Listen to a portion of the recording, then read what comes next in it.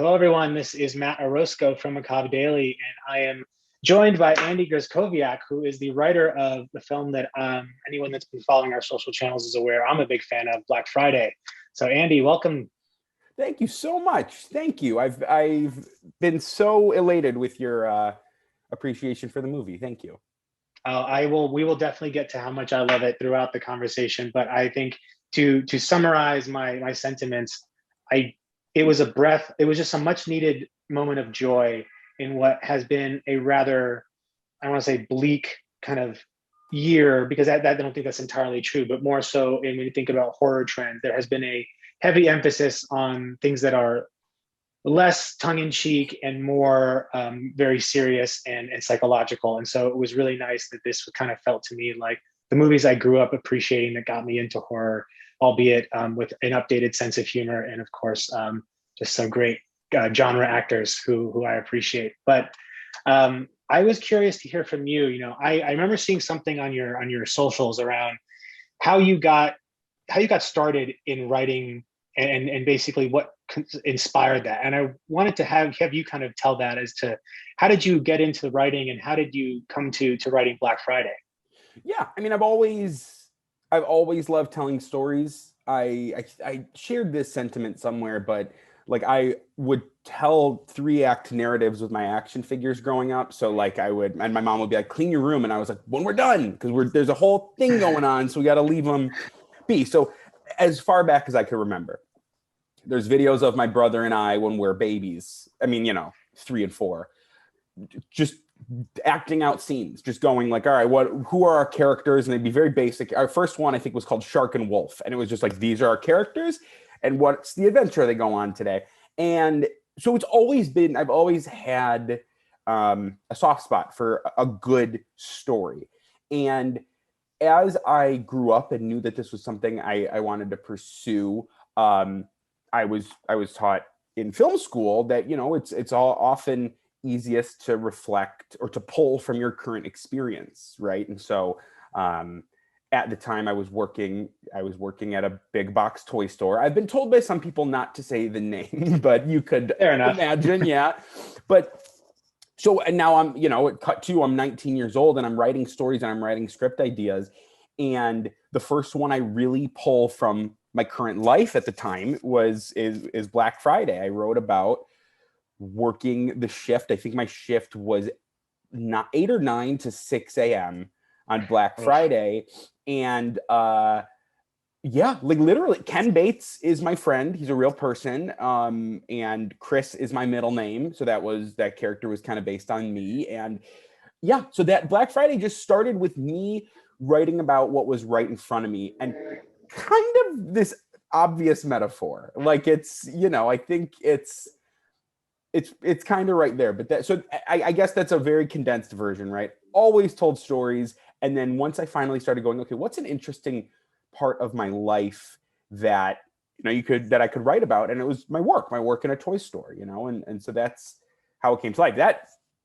That journey started when I was 19. I'm 29 now. So it's been a 10-year journey from starting writing it, because the first draft of Black Friday is about me and my friend Ken. We were both in our late teens at the time, and we're both kind of slackers and screwing around. But I would continue to work retail for up until 2019. And then I started to kind of change I was always adding to it. And then at one point I was like, oh, what if Ken kind of likes his job? What if my main characters both aren't jaded? And then I was like, oh wait, what if they both aren't in their early 20s? What if one's like a guy with kids, but the dynamic is still the same? And so that I came into that script was always evolving with the experiences I was picking up, like a snowball, just going through retail jobs. Yeah. And then it got to a place where a couple people were comfortable kind of bringing it to life. That's amazing. And I think everyone I've talked to, particularly in the independent horror scene, and this is such a great representation of I think what kids capable when you get the right people together. But it never starts out easy with this, with the first shot, the first draft is the winner. It really does evolve as you evolve as a person. And I remember seeing something to the effect of you were working, you're working somewhere and someone's like, hey, you're telling them I want to be in the business, and they told you, hey, you should go do it. And you went and did it. And that's how Black Friday came to be. And I just thought that was such an interesting like story. If someone had said, I met this guy, Andy, and I think, wait, were you parking cars or something at the time? I don't want to misrepresent the story, I but was selling furniture. And okay. so basically what had happened, and so you basically nailed it, but it was right around the time I met Casey, who we met on a website called, if we want to bleep it, it's called Virtual Pitch Fest, where you Yeah. basically send these queries out to people. And right around that time, I got fired from my retail job. Happens. And it was Yeah. never really the dream, but it was always kind of how I knew it's what I knew to keep myself afloat in LA was working retail. So I just went from job to job to job. Like I sold furniture, I sold men's clothing, I sold candles, everything. And so it was right around when I met Casey, and he was the first person who, instead of going like, oh, this is a cute idea, he was like, oh, this is an idea I want to make. We're going to do this.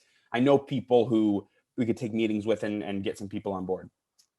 So right when that happened, I kind of found myself at this fork in the road. Like, okay, do I keep doing the retail thing and just kind of wishing, or do I kind of go on this movie path and, just go all in? And I did. I went all in. I didn't know how long that would be feasible for. A global pandemic did happen. I don't love talking about it, but it did. And so I ended up having a lot of time on my hands, and that's just all we did. It was me and Casey, and eventually Warner, our producer, came on, and we'd talk every day. Just this was our life for up until filming about 1 year. Just every day talking about it, and everything was Black Friday, down to like I'm trying to think of the most minute detail we had a day-long discussion about. And I think what I could present is the aprons. Like Casey and I remember having a whole day's worth of conversation about him saying, because originally in the script they wore polos, because that's what I wore at my job. But he was like, I got this idea for these aprons, and what if everybody has like an emblem on their apron that kind of reflects who they are? So Chris is a teddy bear because he's like a softie, but Ivana, Marnie has like a soldier, like a toy soldier, because she's kind of the hard ass, the badass of the group. And so by the time we got to set, it really did feel like we were like, we know what this movie is. We know tip to tail what this is going to look like, because we just talked about it so much. But yeah, it was that conscious and kind of scary decision where I was like, this is what I'm going to do right now. Obviously interfered with by a pandemic. Yeah. But, I think that there's something to that, having that time to really focus, because that's ultimately is that fork in the road. Anyone that wants to pursue the film business, I think, has to make that decision at some point. And I can speak from my own experience that I went to film school, moved to LA, and I said, I'm going to do this. And like, I was working 5 jobs with 1/2 day off every week, barely making enough to live in North Hollywood. And I, was doing some side work to try and get me into the industry. But, I realized that at the time I was like, I don't want to invest myself into this yet. And, that decision basically took me on a very different path. And as far as my career is concerned, I don't regret it per se, but I think there's a lot of admiration that I personally have, and I think a lot of people have, for that decision, because you really do, I don't think luck really exists in the industry as much anymore as it maybe could have. I think it really is about, because how easy it is to make content in some regards, but also how hard it is to get noticed, that you really do have to pursue it as a passion, not as a hobby. And I think that's what separates, basically the people that really do spend their time in this, and the ones that, as a fan of film, I still enjoy it, but I definitely am not connected to it the same way I would be if I was making or part of the creative process. Right. So. Well, it's interesting you say that. Just a quick anecdote, because I think a lot of people who move out to LA, I'm from the Midwest, I'm from Illinois, moved out here 5 years ago, but it's really easy to lose sight, especially in the service industry. It's easy to lose sight of what you came out here to do. And there was one day, so I was doing, I've done like writing and comedy at Improv Olympic, Groundlings, and UCB all over the past 10 plus years. And there was one time I had like a class or a group at UCB I had to go, I paid to attend. And a boss at a retail job at this furniture job was like, yeah, sorry, you can't go. I told you could, but shifts got all screwed up. You're saying you got to close the store either by yourself or whatever. I forget what exactly it was, but having this moment where I actually called my mom, and I was like, I think I got to miss this class, and it sucked because going, it was, you know, invaluable experience. And my mom said, she was like, okay, just quick, you know, little thought nugget. Did you move out to LA to sell couches? And it was this weird thing where I was like, oh, wow, I didn't.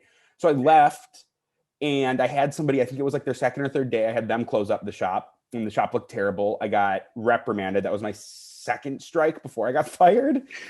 But it was exactly that. And I've had so many friends who have worked retail or worked in the service industry that lose sight of the dream, lost sight of moving out here, what they came here to do, because, you know, they're on the management track now. They're going. And so obviously the movie, I think, speaks to a lot of these headaches I have about this, but it's, yeah, I think you do have to make the conscious decision to put your foot down and make it clear to people like, no, I'm doing this. This is what I'm doing right now. And it's my primary focus. It's a bold decision to make, I think. And I speak again about the admiration for it, because it's really easy. You know, there's a world of ideas, but when it comes down to it, execution is really what matters, and the ability to kind of pursue that to its natural conclusion. And I could tell, you know, when I spoke with Ivana and Casey a few weeks ago about the film, I could tell, you know, they both mentioned you worked in retail, and I could tell, because I worked at Sam Goody, which is a place that doesn't exist anymore. Totally. Yeah. But I worked in a mall, and I remember working through Black Fridays and the holidays, and it's just the most awful part of the year. I mean, you see the worst of people, you see the worst of your coworkers, and the only thing that really keeps you going is the discount. In my case, was like, yes. Oh, I get a great discount, but that's it, you know?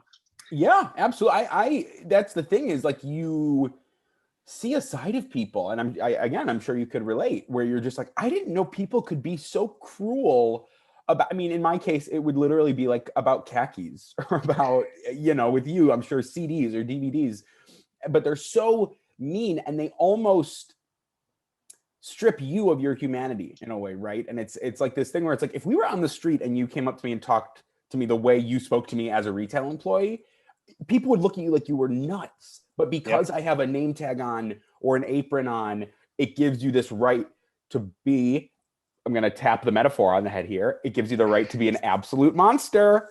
You know, it's what we did. But so yeah, it's a wild ride working in that industry. And, you know, I think it puts a lot into perspective, especially just, I mean, now I'm going on a whole separate tangent, but we wanted to make this movie. Fall 2019, we start talking about it. The pandemic comes, and we're like, okay, this is kind of tricky. It's kind of tough. But then 2 months into the pandemic, everybody in the country is like, yeah, no, we all still can't go into work unless you're a retail employee. You got to be there. We need to know that is there for us. And that's always been the case. And it's just like, you know, I think I went to like an Amazon store or something, or Whole Foods maybe, and they were wearing shirts that said like, I'm a hero. And it's like, yeah, that's retail encapsulated, right? It's like, you'll get a shirt, but ultimately you're on the front lines of very scary situations, because we just assume you'll be there. Yep. And it's almost farcical. My wife's in healthcare, and it's always like, how much free pizza can you give someone before you actually have to pay them more money? You know, like it's like, and I think the same with retail. You know, and you mentioned perspective, and I think that's exactly what working in the service industry and the retail industry does, is it gives you perspective, because you see the better and the best and the worst of people for seemingly no reason. You know, I've had some really generous people in the service industry who tipped me well for waiting their table. I've also had some awful people berate me, you know, for very simple things like dropping a plate, or in some cases, like not having a CD in stock that we were supposed to have. It's like, okay, well, I mean, I'm not sure who you want to be mad about, but Mr. Orozco is not the person. It's Mr. Goody you want to send that complaint to. Take it up with Mr. Goody. Yeah, it's true. When I worked at the big toy store, there was a time we were out of, I think there was like an Elmo toy or something that was. It was at the Tickle Me Elmo phase of the. It was, but it was like in the early 2000s, so it had something to do with like an MP3 player, like it was like a hip version of it. We ran out, and somebody sincerely came up to me and was like, "Can you put one together in the back for me?" And I was like, "Do you think we build the toys? Like this? Do you think this is a workshop? But it's that. It's like genuine, I'm sure, smart people, their brains turn into mush, and they're just like, you are supposed to give me what I want, and it's dark, it's grim. And so bringing it back to the movie, I think it's important to make a movie about this and to make these people the heroes. And not for nothing, something I wanted to do on, I'd say, the second leg of writing this movie, on the more recent leg of updating it, is making it clear that it's not, I'm trying to think of the correct word. It's not an embarrassing career path to take necessarily. It's not, people can be no shame.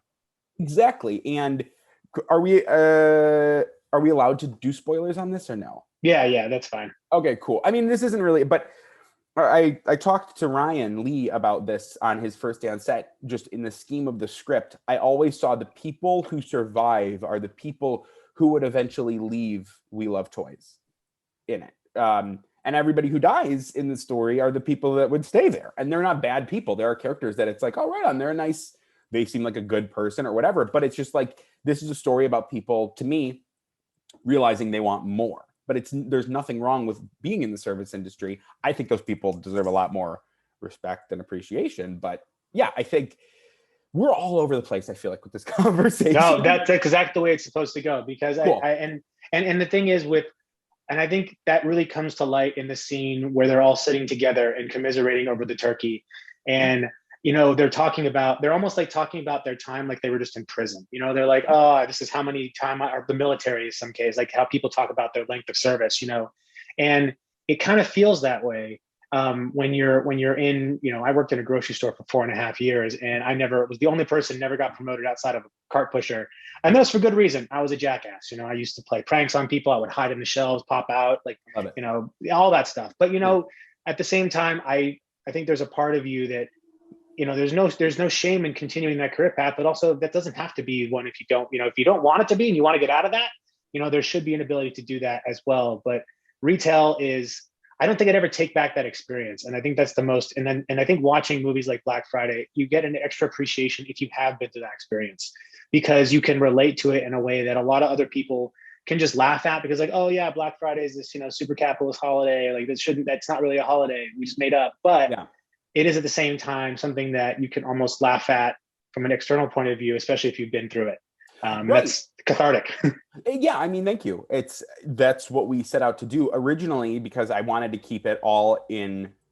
When I wrote it, it all took place in the store. The whole movie was just in the store, but I really wanted to make it clear that these characters came from Thanksgiving with their families to work this shift, because that's what I did, right? It was that day 10 years ago, I slept through the day and then went and worked all night. You miss the holiday, you say goodbye to your family eating dinner. And Casey was the one who thought of like, well, what if you wrote a scene where we actually see it happen? Because I hope people who work retail go, oh, okay, I feel a little more represented. I feel a little more seen. And I hope people who don't work retail but participate in retail holidays go, oh, wow, okay. Like maybe I didn't think about that. Maybe I didn't think that those people left their kids, their parents, whatever situation they're in, or just a relaxing holiday that everybody else got to have to go to work overnight.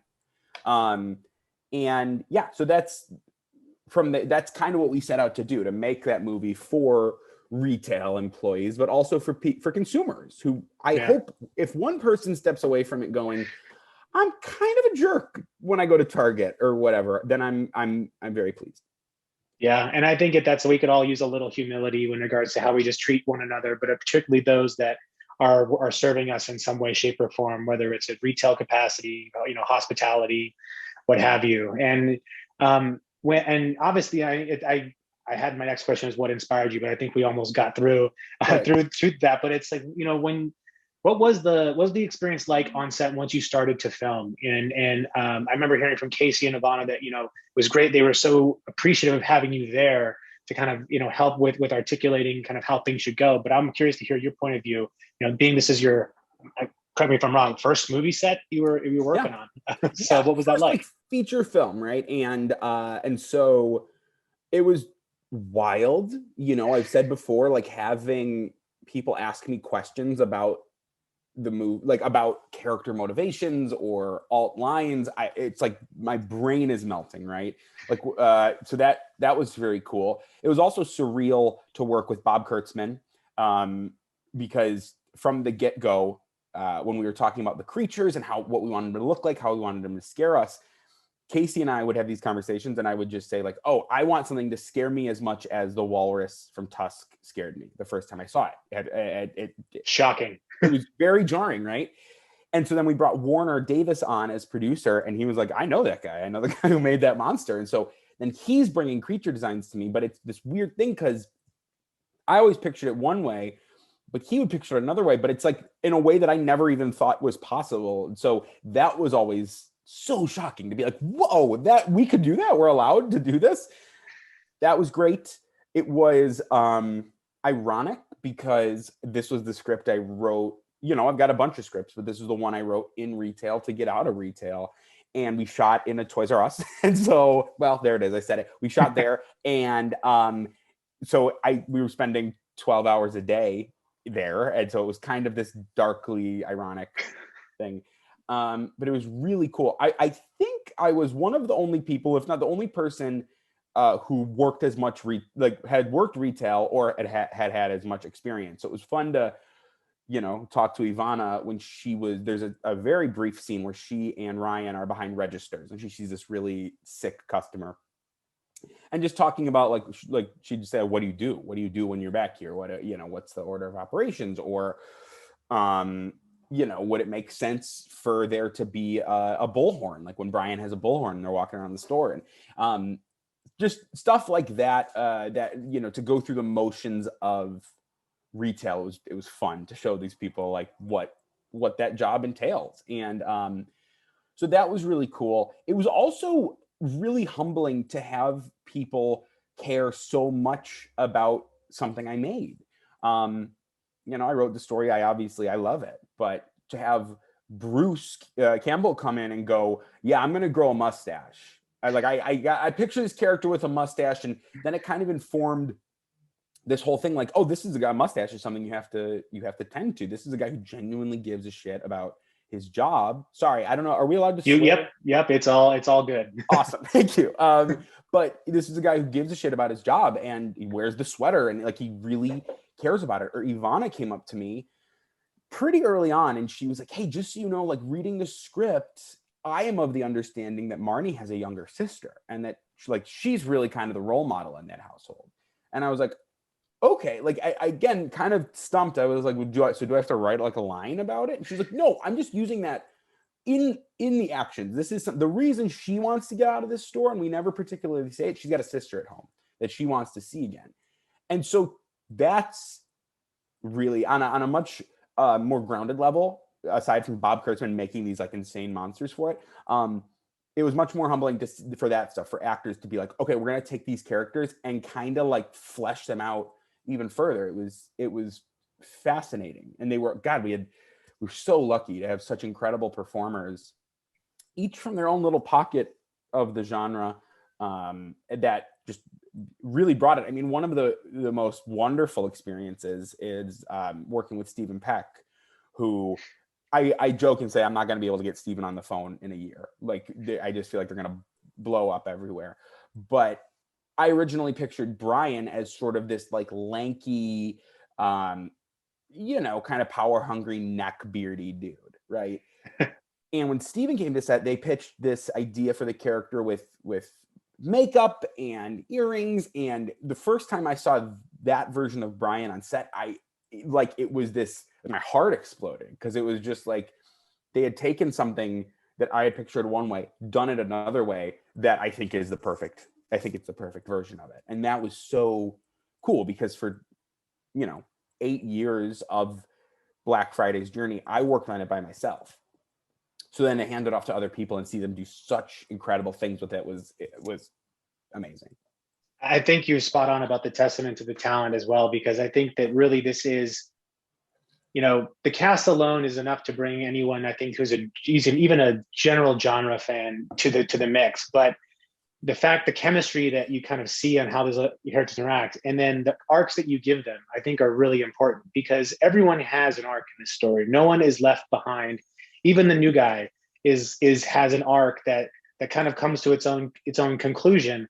But I think that that's one of those things that's so difficult for so many movies to do, particularly in the horror genre, is make sure everyone gets a fair shake at being able to take their character to a certain extent. And I would imagine that, you know, the inspiration to want to dive into this, the backstory and the ethos of how they operate, comes largely from the fact that there's enough for them to do on screen to be able to articulate that, so that you need that motivation to really get into the character. And you know, Devon Sawa, I think, has been making quite a comeback the past few years, and just kind of knocks it out of the park as well in his role as the father, as kind of the father figure who's trying to figure out how to grow up. And I think, you know, given that, knowing that the Ken character was real to some extent, and there are some things added to it, just makes it even more, that much more interesting to me, because we always forget, you know, we always think that creativity, or at least I think there's an assumption that creativity is something that is entirely kind of imaginative, but really, like, the most creative things and the inspiration for them really come from everyday life, with the people you walk into. I live in New York. It's, you could literally throw a stone and hit someone who could probably be a character in a movie, just because of how interesting they present. But I really think the arcs that you give them does so much wonders, and gives the actors the ability to really play those roles out to their fullest, as opposed to feeling like, you know, there's not much to invest in, or even in some cases there's almost too much, but everyone gets a fair shake. And I love that. Thank you. That's really, really kind of you to say. And it's, you know, the character of Ken at this point, it's funny because before we went into production, I contacted the real Ken and sent him the script. And I was like, if you don't want your name in this, that's totally fine. You were my best friend at Toys R Us. Again, I said it, but you know, I would appreciate it if you let me keep your name in. And he was very cool about it. But everything in that character I picked up on from, you know, I started working retail in 2011, which was just on the heels of the recession.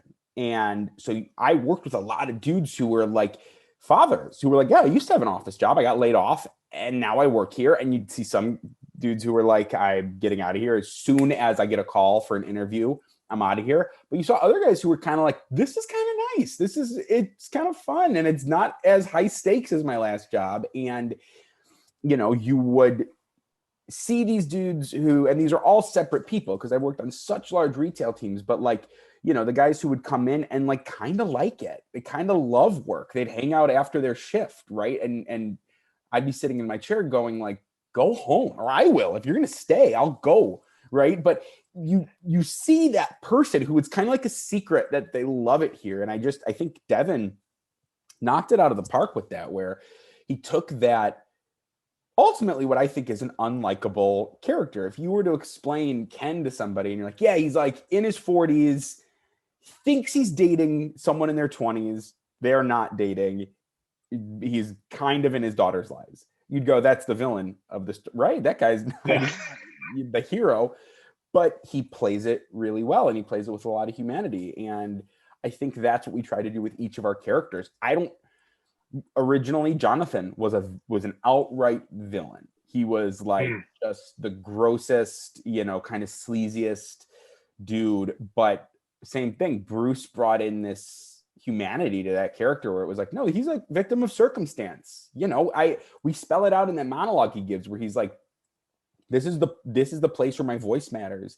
And I used to laugh watching it, but now I do think it's like the most devastating line in the movie. And then because he follows it with going like, yeah, I wasn't invited to a Thanksgiving. Like this day doesn't mean anything to me.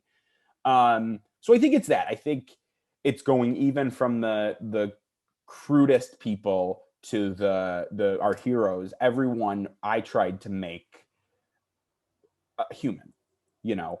And it's great. We're very fortunate. I think we have this incredible cast of characters, all who brought their A game. So I love it. I mean, I'm biased, but I love it. Well, the Jonathan monologue, I think you're spot on. It is devastating to hear that, and I think, you know, kudos to the line after, which is, I think it's like some dark shit, you know, like like it really is like, and you're listening to this, like, and if you really, I think it, the way I watched it the first time, I was so immersed in what was going on that I was taking it all at face value, right? So I wasn't trying to like wait for the joke. I wasn't trying to, I was really taking it very seriously, but because the movie handles it so well between the comedy and the horror. And I've talked at length about different articles I've written for our site about, you know, the difficulty in harmonizing horror and comedy, because you usually end up doing one better than the other. More often than not, I find that a lot of horror comedies aspire to be both funny and terrifying, And it's really hard to be terrifying or trying to make people laugh. But at the same time, if you find a balance where you have characters you care about, you're fearful for them.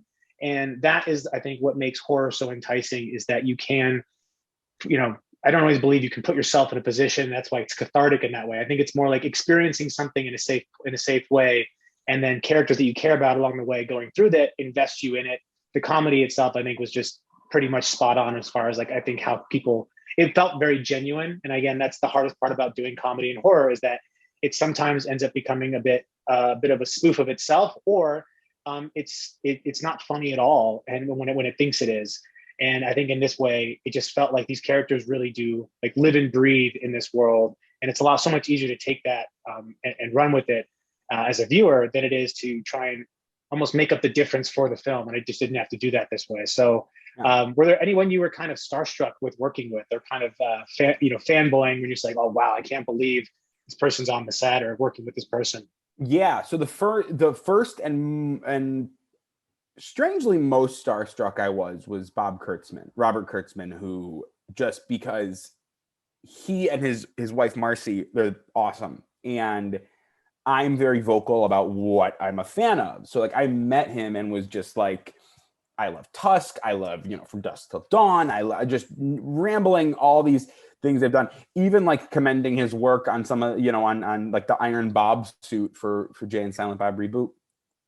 And Bob and Marcy are people who, they're not just like, oh, okay, great, thank you. They'll tell you stories about the creation of these suits, about Justin Long staying in the walrus suit for hours on end. And, I was very starstruck by them. And now, I mean, they're just friends. They're great. So that was one. Bruce really took me aback because he's such a presence, just like an omnipresence, right? He's a person who everybody knows him from something. Obviously, Evil Dead is the big one, but I mean, I had people reaching out and saying, oh, Spider-Man, or Sky High was a huge one for my generation, right? And so these things where it's just like seeing somebody you've seen so many times through a screen, it's surreal. And the first time I went up to Bob, I was just like, hey, man, I wrote the movie. Thank you so much for I tried to thank everybody on set. And so I did it with Bob, I did it with Crafty. And so I was thanking him for being a part of the movie. And he had such kind things to say about the script, and then followed it up with, can I tell you some stories about working on Evil Dead? And I was like, of course. What? Pulls out chair, popcorn. And he's just telling me these stories. And so I would get starstruck, but these performers and these creatives were so generous. And, for my first movie, it's funny because in the grand scheme of things, it's like we're a small, big movie, I feel. So to hear stories from Bruce about making Evil Dead and about making the smallest small horror movie that would explode, right? It's wild to see how far that has come, to see, to hear from somebody who's been in the industry for so long. So that was very cool. I'm trying to think who else was, because like Ryan and Ivana and Steven and I were fast friends. Like it felt like summer camp. It felt like, we were just, because we are all kind of peers around the same age. So we all would get very, very silly, and you'd have people, like the Devons and Mikes, who were a little bit more mature, I think, and they'd kind of stay on their own level, but they were very fun. They do a lot of bits. And then you would get, people like Bruce or Bob, or I got to talk to Patrick Stump a couple times. He scored our movie. Yeah. And that, just as a Midwest kid, it was very, we talked, yeah, he's, again, everyone who's come out of the movie, it's been, I feel like it's almost like a favor. Like I want to be like, thank you, but they are excited about the project. And isolating just Bruce's performance or Patrick's score or Robert Kurtzman's monsters, they're all individually great, I feel. And so then seeing them all put together, and it's wild, and I'm incredibly fortunate. And I'm looking at a poster of it right now on my wall. So I'm going, who else was I starstruck by? So it's been a ride, but I get very starstruck, but I'm very vocal about it. Also, Chris, our editor, I was not starstruck by, but he's just got this incredible resume. So when we were in post, and I would, I'm in Sherman Oaks, we did post in like Burbank, so I would go stop by, and you'd be sitting waiting for like, color correction on a scene or a sound mix to, something to get added to it. And Chris would just tell me stories about, he worked on the Suicide Squad, the new one. He worked on Wow. in Hollywood, and so he would just be telling me these stories, and it's like having a podcast to listen to these people who've worked on such incredible movies, just hearing them, tell stories. Or our set designer, Becky, she designed the knife chair in Knives Out. And one day we had a slow day and we got into talking, and she very graciously offered the story of the day making that and kind of the creative freedom she was given and finding all these knives. And it's very fascinating. And anytime I could kind of peel back the story about a little thing in Hollywood that or in movie history that we all know about, but maybe you don't know the story behind, I'm going to take it. I don't know how long. Oh, for sure. So I want to. I mean, I always, I don't go to as many conventions as I used to, but the ones that I do go to, I would always make it a point to try and see some of the actors, particularly the ones like, I'm never forget seeing Lance Henriksen talk about being on Piranha 2 and like how that all happened and how and the stories you get from these, even though they may have told these stories so many times, like you're hearing it in a way, I think, from that person that's just there's something else added to it. And Bruce is someone who I imagine had their own gravitational pull as far as like their presence in a place. But I remember telling Ivana in the interview, like, listen, Pan's Labyrinth is one of my, if not my favorite movie of all time. And, that has still such a profound impact on me as a film lover. And just seeing all these people come together, I do think there was this kind of special recipe you all had. And it just sounds like the set kind of only amplified that sentiment, as opposed to, it can be so difficult. I've heard from so many filmmakers that I've talked to the past year about filming during a pandemic and how the challenges that brings. But if you have a good relationship on set with the people that you're working with, I mean, it's almost, there's nothing that could go wrong at that point, as long, knock on wood, right? But right. We had I think our crew was between 70 and 80 people, which is relatively small. And on our second day, we had an inconclusive COVID test. And so because it was inconclusive, they had to get we shut down. And it really shocked all of us. It scared all of us because we were like, I think Bruce had something on January 1st. So we could not lose 2 weeks of filming. So it really scared all of us. So we came back to set that third day, and one, we were hell-bent on finishing this movie. But two, we all really got to know each other. Like I said, we'd be talking to location PAs, and like one conversation would be like Ivana, some of the location PAs, the crafty girls who were incredible. But we became a really kind of tight-knit community who really got to know each other personally and really were hell-bent on making this project come to life. And so it was I get it. I kind of get how this stuff happens because, on movies you'd hear like Mission Impossible shut down and Batman shut down. Those crews are massive, and you don't put a face to the people necessarily who you're shutting down for 2 weeks. But here it's like, no, the costume department was in our store. The lighting, the camera guys, and the effects team, they were all in the store. We all knew each other, and we wanted to work so that everybody could keep working, and we wanted to try our best. So it got to a point where we relied on each other, obviously, for work, but also we relied on each other for like entertainment. So everybody just ended up at the store every day because it was the safe place to be. So there were days, specifically, I remember Ryan, Ivana, and Steven did not have to film, and they would show up and just hang out. We would because it was like, well, we know we're all getting tested a ton. We're all keeping a distance, but this is our bubble. This is our little community. And I look back on the experience very fondly and would speak highly of anyone who worked on the movie because everyone just put their best foot forward. And yeah, I am forever indebted to the people who really helped make this movie, not only just make the movie, but make it something I think is really special and fun. Yeah, and I want to go back to singing praises to editing because I have been vocal about how I think a lot of content today, particularly, is trying so hard to fight for our time that it sometimes is longer than it has to be. And I think, fitting everything in that 90 minutes, nothing felt unnecessary, everything felt essential. And more importantly, it moved at a pace that I just really appreciated. So kudos to the editing team behind it, because there's just like, I don't want to name Netflix shows, but there's so many of them that just, if you could take away 3 or 4 episodes, like, you'd be so much better for it, or make this a 2-hour movie, not a 10-hour arc of things, because, there's just too much good content nowadays. And I'd rather have a tight story than a really long, belabored one. But that's all, again, personal preference. No, I mean, something Casey and I had cited, I'd imagine, have you seen the movie Host, the Zoom movie?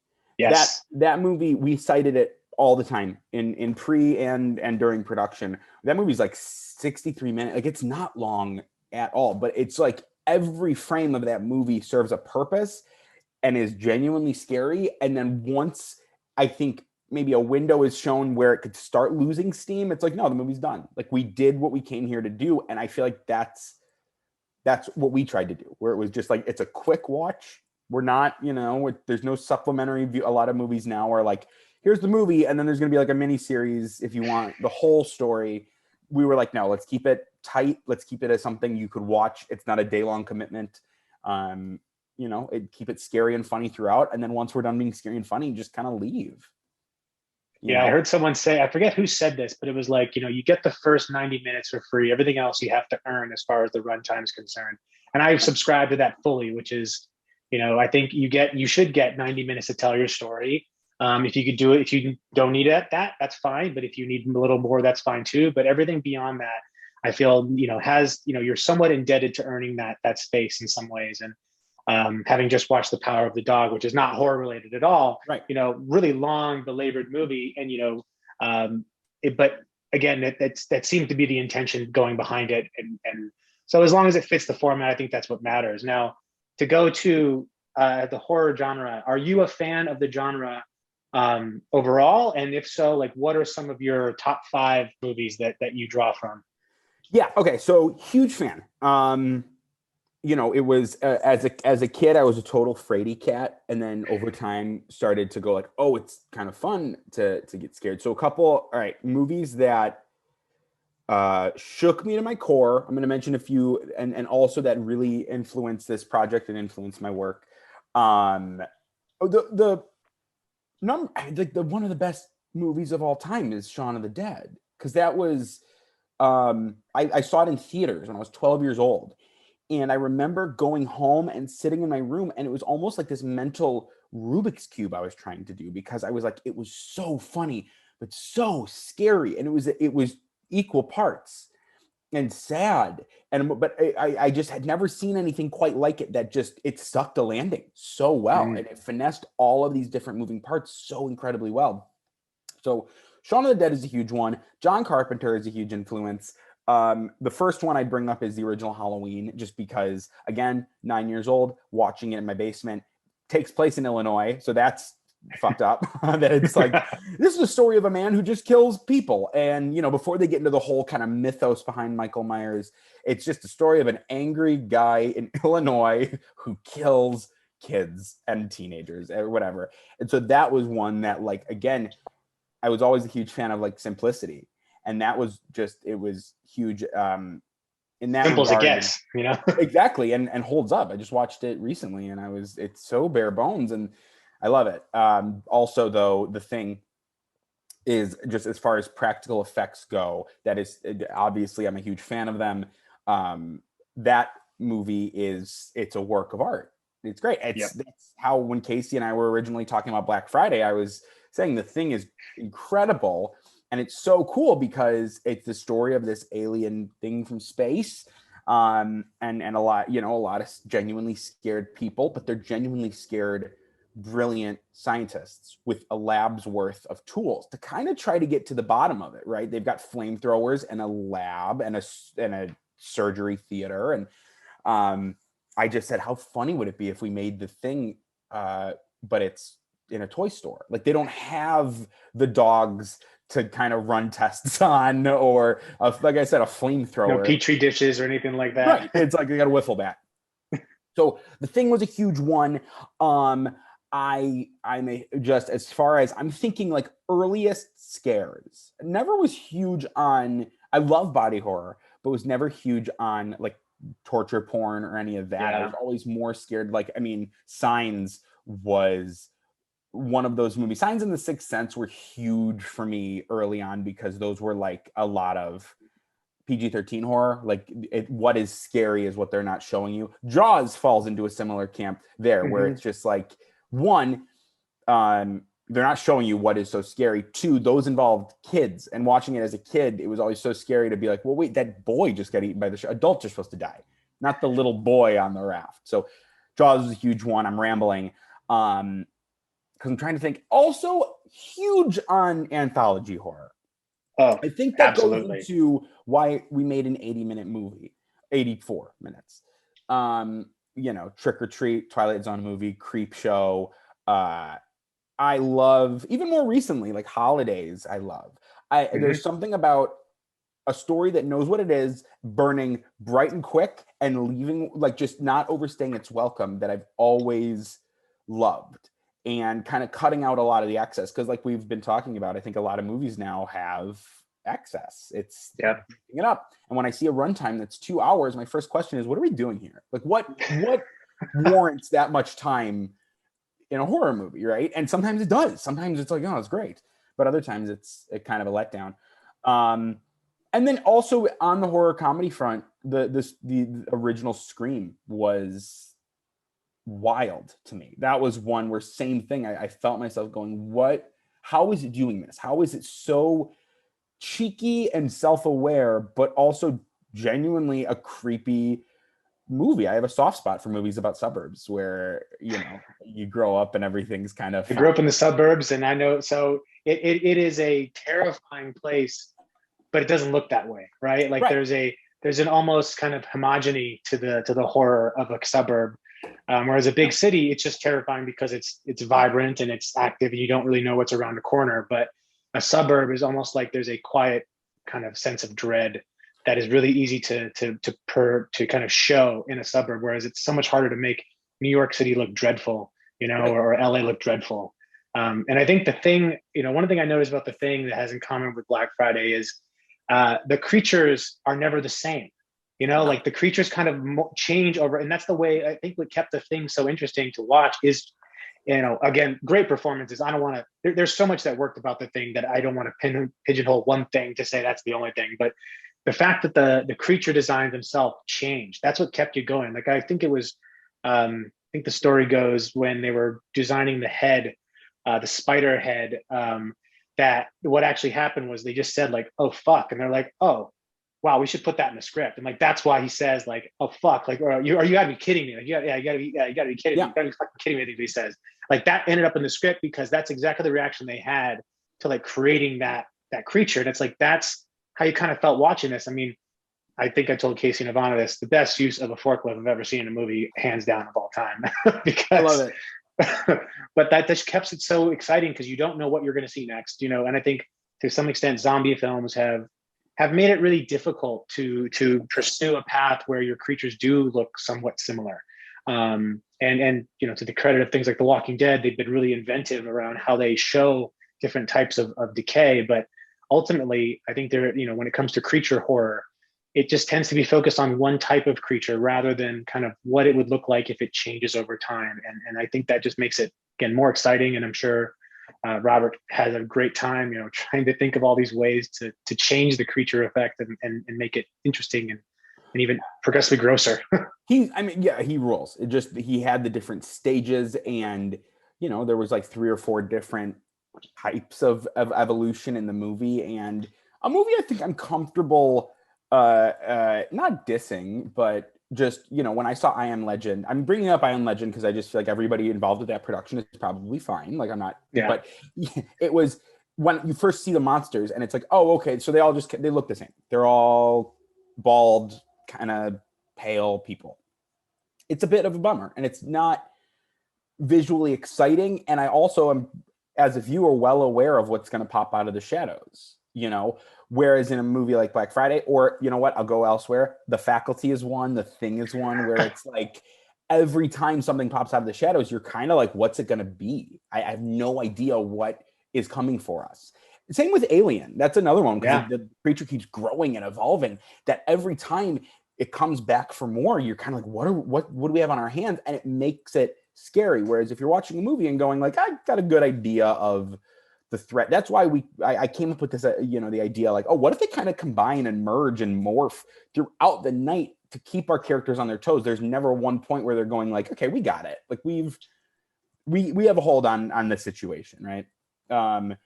It's horror is a fun space to exist, and I feel bad because I don't know if I went super deep cut with any of my horror titles, but I think that's pretty common though. I think we all, like, as horror fans generally, I've found that most people have the same kind, there's like a handful of movies that are largely picked as people's favorites. And that's because they are so iconic. I mean, I have a Thing poster over here. I've got all these Michael Myers stabbing each other over here. And there's a reason why these things persist. And it's because they leave such a lasting impression. And, as far as deep cuts go, I'd be curious to hear, like, is there anything recently that you've been really impressed with? I know I like to give a lot of hands to Shudder because I feel like they're constantly pushing the envelope when it comes to finding like really great horror throughout the world. Yeah. But is there anything that you've been particularly like really excited about that you've seen recently? It's really funny because I think I'm gonna name 3 Shudder titles. So before I go there, okay, 4, because Host was a Shudder title. Yep. That blew me away. I think a couple times on this end of the pandemic, there have been a few like definitive works of art, and I think Host is the definitive pandemic film. I think it encapsulates it without kind of reminding us too hard of how kind of shitty those 2 years were. But it's so good and it's so scary and effective. So there's Host. I loved Psycho Goreman. I thought that, I'm a big fan, and I'll dip back into this, but you hit these horror trends. Right now, there's definitely a horror trend, I think, in sort of bleak, traumatic, artsy horror, which right on, it's great. Hereditary is a great movie. I get why you see movies now going like, we're going to do a Hereditary thing because it works really well. But I'm a huge fan of when somebody just like goes, now we're going to do Psycho Goreman. We're going to do a big, again, practical, zany, absolutely hysterical movie. Like, that was awesome. I loved VHS 94. Oh, so good. It was great. Oh my God.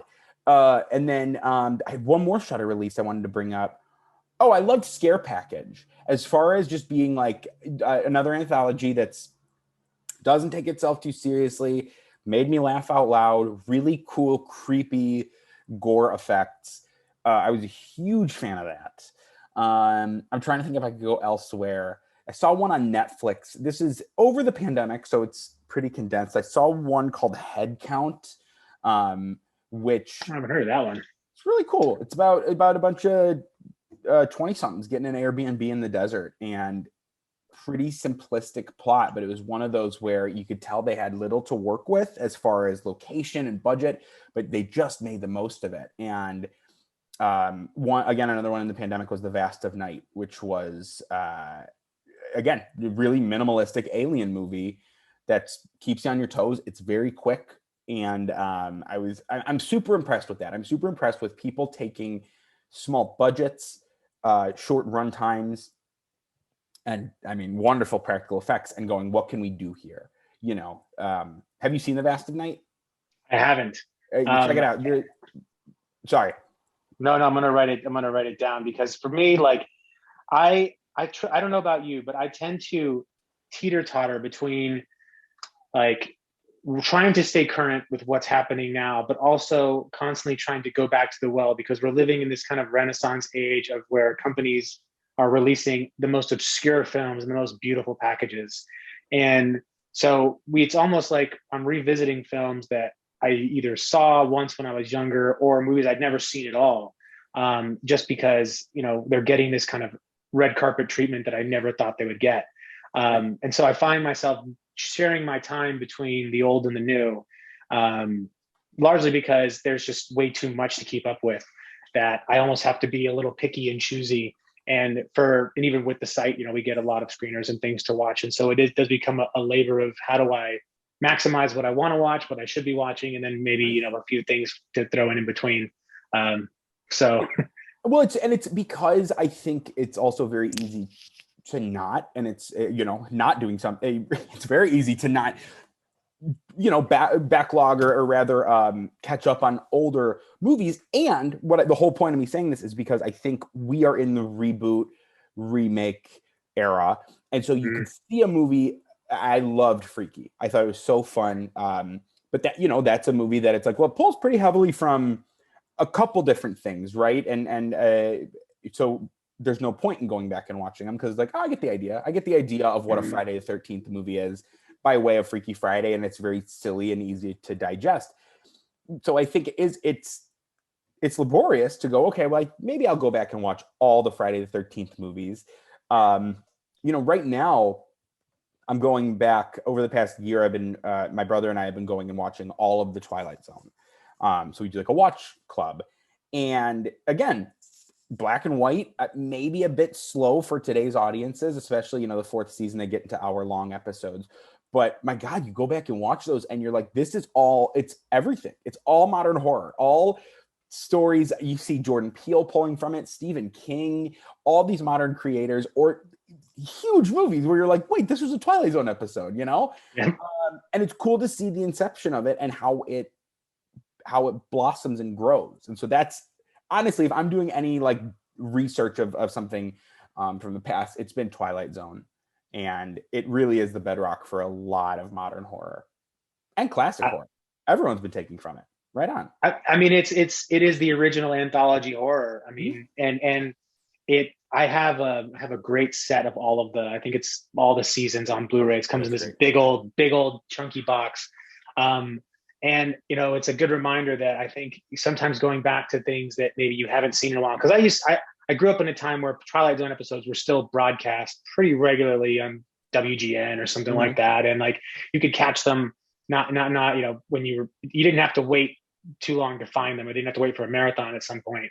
But you also kind of take that for granted. You take that experience of having these things available for granted. We're living in a time where there's never been greater access to content than there is now. So almost finding those gems, and I've said this to others before, like, horror fans particularly will watch 90 minutes of crap for 15 minutes of glory, because that's really what you live and die on. Is if your film, like, and I think this is a great film, but it's a perfect example of like when you stick with something and the last 15-20 minutes get you, like House of the Devil, Ty West movie. Like it's perfectly fine up until the last 20 minutes, but that last 20 minutes really gives you the payoff you're looking for. And it really is a simple, going back to the idea of simplicity, simple stories that focus on either a small set of characters that make you really believe and understand them, is ultimately what makes horror interesting. It's not, the big, like, again, I love big horror movies sometimes, like Halloween Kills was fun, but was it my greatest horror movie of all time? Absolutely not even close, because it's almost too big. It's not what I expected from Halloween. It's too big for it. But at the same time, there's a place for that in the entertainment, in the horror genre. There's all these places for all these different forms of it. And I think we're getting a little bit of both, right? Indie horror has really become increasingly more popular, and for good reason. I mean, we're living in a time where there's a lot of social and economic pressures, and that's usually when horror tends to thrive. Yeah. So we have great indie horror, but we're also getting studio-backed horror, with Nia DaCosta's kind of Candyman, which I think succeeded in a lot of ways. In other ways it didn't. But ultimately, the fact that it was made is just, to me, the most impressive part. That they are going back to these stories. They're trying to retell them in their own way. They're trying to update them. And there's something special about that. As a horror fan, you feel kind of validated. It's funny because I say this about other genres, and I guess I'm kind of having this realization now. It's like, in a weird way, reboots and remakes are doing a Texas Chainsaw reboot, and as much as I will absolutely watch it, it's like, well, maybe it's not necessarily for me, because I had my own wave of reboots and remakes and sequels back in the early 2000s or mid 2000s.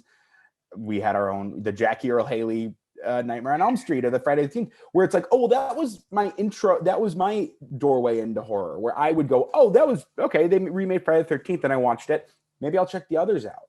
And so now we get these big studio movies where same thing. It's like, I might see one and go, I wasn't hugely into it or whatever, but it might be somebody's foray into the genre. And I just did an interview with Bruce Campbell and Ryan Lee yesterday, where Bruce talked about how horror used to be like just above porno, like as far as like who was watching it, right? And how much it was in the public eye. And now it's something where it's huge. You know, you can watch an A24 horror movie just go downstairs and find a bunch, right? And people like doing it. Movies like Us and Midsummer are huge. Like I was shocked that I went like the second or third night Midsummer was open and the theater was sold out. Like it was, people rushed the theater to see these movies. They don't want the ending spoiled. And so I think for that, these big studio horror movies are doing good. I mean, but it's, you nailed on something really important though, which is that I think there is a entitlement almost that sometimes fans feel towards genre film, right? That they feel almost betrayed. And you see it all the time when people getting upset with, like, you know, to make it outside of horror, people get real upset about Star Wars movies. They get real upset about remakes and reboots. And I think your point about maybe this isn't for that person is totally valid, because if we start to appreciate that, you know, you can still have what you loved before. It doesn't change, you know, the fact that they're making another Texas Chainsaw Massacre doesn't change the fact the original exists. In fact, I talked with a friend of mine yesterday for the site, and we were talking, we should do like a ranking of the Texas Chainsaw Massacre films, but we said it's not fair to include the first one, because how can you not put that as the first one? Like, how can you not put that as the best? So talk about it from a sequel perspective, you know, move beyond, you know, these pivotal movies, like, and appreciate the fact that, like, you know, I didn't love the Fear Street films, but you know what? A lot of young horror fans did. And if that's their gateway, like the movies that got me into horror are not the world's best movies either. But you know what? They speak to me in a way that got me into something to help me find community. I mean, I used to watch trauma movies when I was in middle school. My parents, I can't believe I snuck those past them. But, like, you know, the fact that I was watching Toxic Avenger, Sergeant Kabuki Man, I remember even having a VHS of Bloodsucking Freaks, which in hindsight, I don't think I realized what I was watching. Right. But I knew I felt dirty watching it. It's like, you know, like you see these things and it's like they have an impact on you. And in the community, I think the benefit now for so many young horror fans and even older horror fans is you have this access to community now that you didn't have before. You know, I used to have to hope that there was some other weird kid at my middle school or high school that I could meet. I mean, I remember I had a friend in middle school who showed me my first, he gave me Army of Darkness. I'd never seen it. And the guy changed my fucking life. You know, like seeing Army of Darkness was like, holy shit, this movie is fucking great. And then I got into Evil Dead 2. And now over time, it's almost like I've flipped my opinions, where I used to love Army of Darkness and then I loved Evil Dead 2. And now I think Evil Dead is like the ultimate of that series, even though I still love those other two. Right. I think horror has become so much more open. And a friend of mine who works at a toy company told me that horror sells more than their biggest property. Horror still outsells it outright. And it's easy to see because there's so much to love about it. Yeah, it's a very, I've been in the horror space relatively short. It's a very warm and welcoming community, and it's fun to be scared, and it's fun to remember being scared, right? It's I think we see a lot of ourselves in horror. I think you know, I collect Funko Pop vinyl figures and have so many horror characters, because when I see them and buy them, you remember how you felt watching. You remember where you were. I could tell you where I saw all these iconic horror movies for the first time, because it's such a visceral experience. And it's weird because you were talking about Army of Darkness. Up until I graduated high school, that's how you heard of horror movies. It was sharing DVDs, and I would have in my locker a stack that had either been lent to me or that I was lending out to people, because it was like, oh, wow, I can't believe you've never heard of this movie I've watched a dozen times. And these movies were like, it's freakishly full circle. These movies were like Idle Hands, right? And stuff where it's like, didn't get a ton of play, but it's really funny and strange. And now it's different. I think, I don't know if kids are sending links around, but you know, it's a different space. And so that's why I do dig places like Shudder, where it's like, you know, you could watch weird shit that's really cool and fun. And, you know, I feel like we're just, even though it's 2021, we're like just dipping our toes nationally into like foreign horror, you know, but it's like, that's another platform that it's like giving the time of day to things that kids would never see or would never think to see. Well, it's like, I mean, it feels like every other, there's like intervals where all of a sudden certain part of the world will get some notice, and like Yeah. Parasite kicking off, any horror fan, I'm not going to say any because generalizations are bad, but I'd say a lot of horror fans probably were keenly aware of South Korean horror films, largely before things like Parasite became big, and now Squid Games and Train to Busan. But I think that there was a sense of pride I think you got in discovery, and I always believe that the generation of the video store generation has this, like, what drives horror fans, I think, from that generation is largely the sense of that same feeling you got when you picked up a tape you'd never seen before and it ended up being good. Like Waxwork is probably one of my favorite horror comedy films. Yeah. And the only reason I rented it is because the cover was cool. But watched it a million times that I rented it. And now it's like my comfort food film, where like if I don't know what to watch and I need something I can just watch casually, I put that on and it always sucks me back in because it's so zany and so weird, but also fun.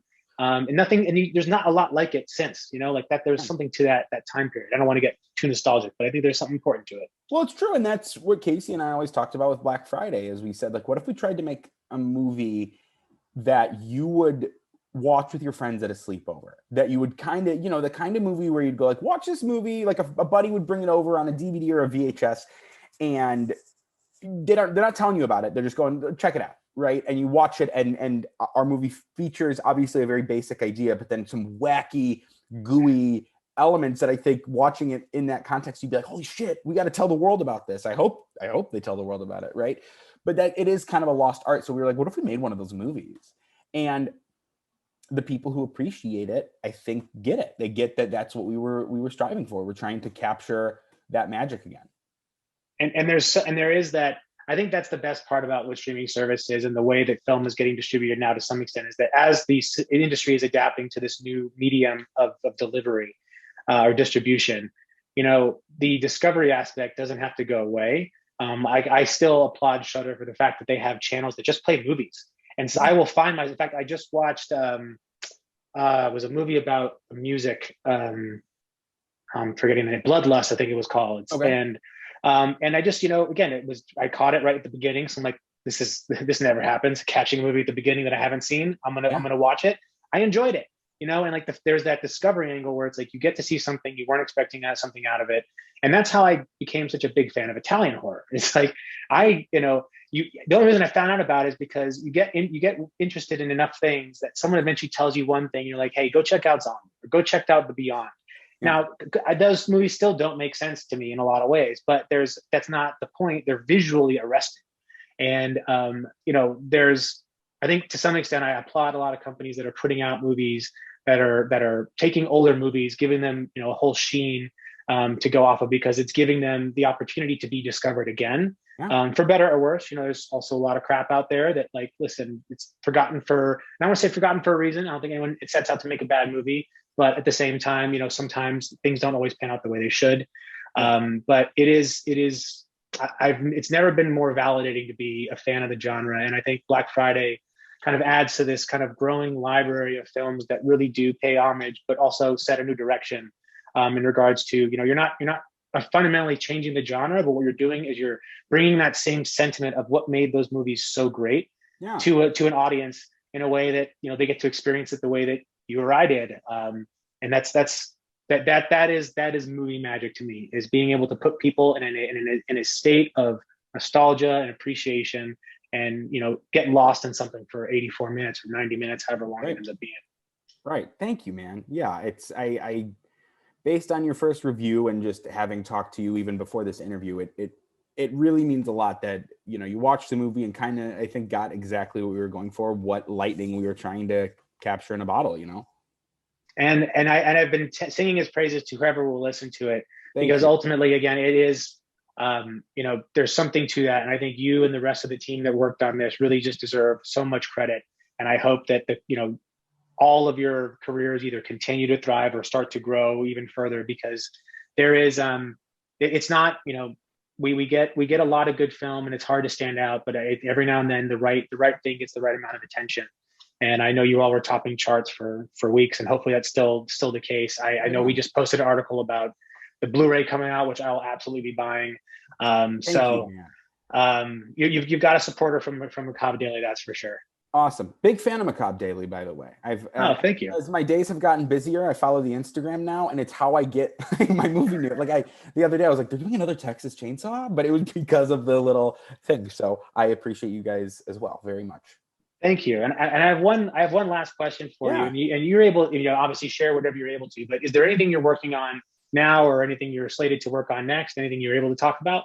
Yeah, I'm trying to line up. I just, over the course of filming Black Friday, I'd hang out with the cast and I would pitch this idea I had, which was a slasher movie about tweens. And it started kind of like as me just saying, like, I've always had this idea, but they really dug it. And then one of our producers was like, I don't think you could write that movie. That's whatever. And I was like, let me try.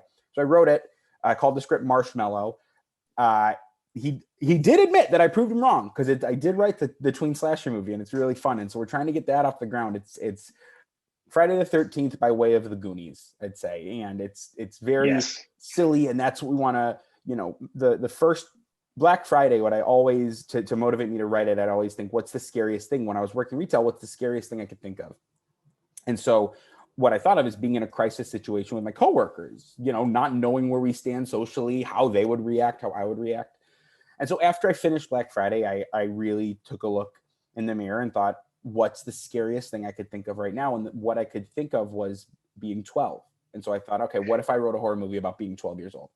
And so that's next on the docket. I've got a couple I'd really like, I write what I want to dip into. So I did a slasher. I just did one about a couple monster hunters. And so, I'd love to venture into those worlds. And also I would wholeheartedly love to venture back into the world of Black Friday, because I think just from a human standpoint, there are a lot of stories. We told the stories of some retail workers who have it shitty on Black Friday. There are dozens, if not hundreds more stories we could tell. And so that I'm also very ready to, if anybody wanted to, go back into that pool, I'm ready to dive in. But for the time being, moving forward with some other projects. My gears are turning around a Black Friday and a Home Depot. Just all the things that you could do with the things that just are in a Home Depot. Yes. Seriously. Or, you'll see chain restaurants like an Applebee's. I don't know if Applebee's are around anymore, but they'll do like Thanksgiving specials where it's like the night of, so many people have to work that we don't consider. And probably in this world we've created would have a pretty funny story to show off. So every day I'm like, EMTs work. I'm always going like, there's a new story there. And so it's kind of this gift that keeps on giving. I'm not sure if you've seen the Chucky series yet at all, but as far as tween slashers go, they've definitely, and it's not fully like a tween slasher per se, but they definitely involve, like, the cast is meant to be younger. I think late middle school, early high school. But there's absolutely a market, I think, for bringing this down to a level of relatability, because everyone that's older is obviously going to know what that's like to be younger, and people that are younger are going to be like, wow, this is a horror movie about me. Again, I think that's why Fear Street did so well, because it's like, wow, you've made a Gen Z horror film that feels like a Gen Z horror film. Now, I'm a millennial, so some of it I'm like, I don't understand this, but that's okay, because pretty soon I'll be yelling at the sky sitting on the porch on my chair. But but until then, like, I can enjoy it for what it is. And I think that there's still, having those fresh ideas and being able to push that envelope is really what horror is about. It's about taking that step and saying, can we, not can we do that, or should we do that? Like let's do it. Let's see what that's like. Right. There was a time where I'm well aware people were very vocal about The Exorcist being made, and like, you cannot make a movie about the devil possessing a child, and they did, and it's one of the greatest horror movies of all time. And so, I think it's fun to push the envelope a little bit, and to make it's exactly that, to make horror for everybody. And so that's my aim. And I'd also, like to work I'm obviously telling horror from a very singular voice. I want to open the door to other voices who are unheard and have stories to tell that I can't tell, that I don't have the experience to tell. So horror has been such a lovely community and welcoming community. And I feel like it's such a good way to get young creatives through the door, because everybody has their own scary story. they've experienced. And so I think it's really kind of freaky, but wonderful at the same time. I love that. Everyone has their own scary story. That is that I can relate to that. And Yeah.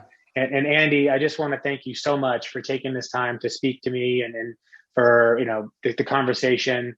You have a lot of supporters, not just from myself, but also from the Macabre Daily staff. And, you know, we will look forward to the next work you're doing, Casey's doing, Ivana. We're all going to be following you all more closely. That's for sure. So thank you. Thank you very much, Matt. I cannot thank you enough, and the team at Macabre Daily. I really, really respect and appreciate you all. Thanks, Andy. Right on.